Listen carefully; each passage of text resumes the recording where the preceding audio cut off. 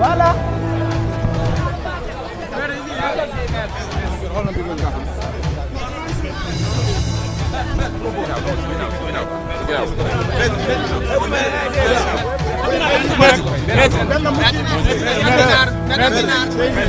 S'il vous plaît, attendez.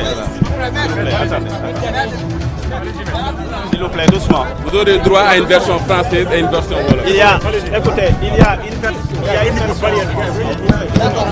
y a une version en français qui va être tenue par moi. D'accord. Oui. Et une version en wolof qui sera tenue par mon confrère Abdoulaye. On commence par la version en français. S'il vous plaît, maître, allez-y. Voilà, je vous remercie. Je m'appelle Maître Djibi Ndiaye.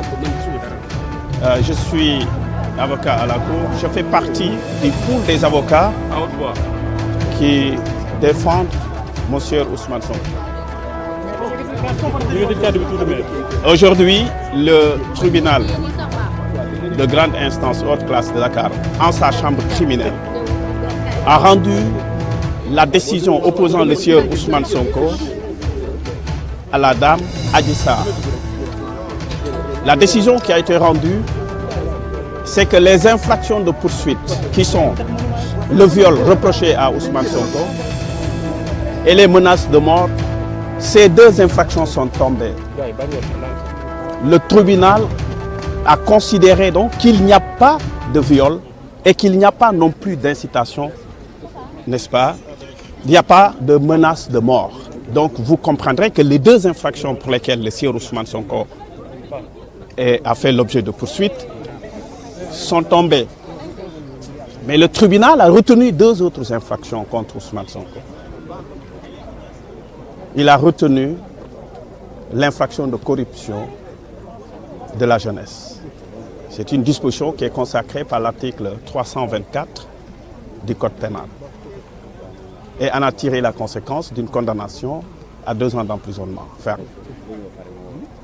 Alors, donc, le commentaire que l'on peut faire, c'est que voilà une procédure dans laquelle on a mobilisé des moyens, des personnes sont décédées pour un viol et pour des menaces de mort.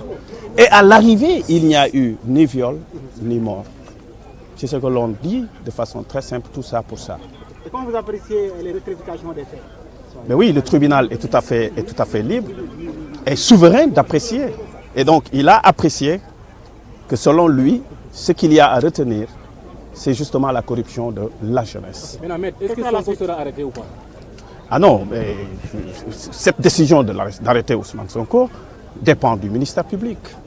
Mais en l'état actuel de la procédure, Ousmane Sonko n'est pas arrêté. Tout dépend donc du ministère public. Et sa candidature est-elle hypothéquée ou pas?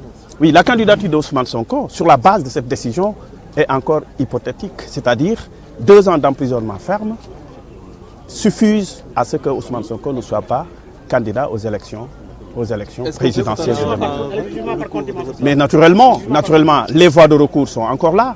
Nous sommes prêts, n'est-ce pas, à envisager des voies de recours pour permettre toujours.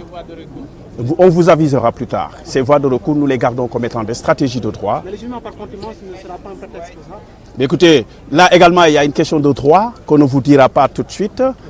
Mais posez-vous la question de savoir est-ce qu'on doit pouvoir retenir une contumace lorsque les infractions sont des délits et non pas des crimes. Voilà ce que j'ai à vous dire. Je vous remercie.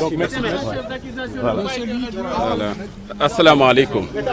Voilà, Maître Abdinar Ndiaye, un des membres du collectif pour la défense des intérêts du président Ousmane Sonko. Waaw, tey jii